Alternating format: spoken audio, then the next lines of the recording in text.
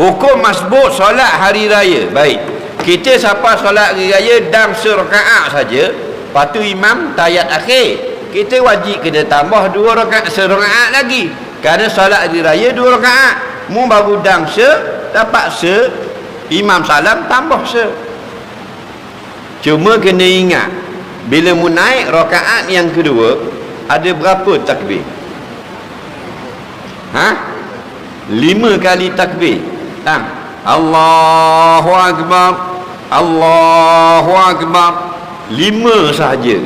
Imam salam, Assalamualaikum warahmatullahi maya raya, Assalamualaikum warahmatullahi, mu tambah serakaat, Allahu Akbar 5 kali. Ada makmum dia buat bijak, oleh kerana dia tak dang hak pertama 7, dia pergi capur dengan 5, 12 sekor diri, Allahu Akbar, Allahu Akbar, macam orang bodoh. Tengok pada jubah serung.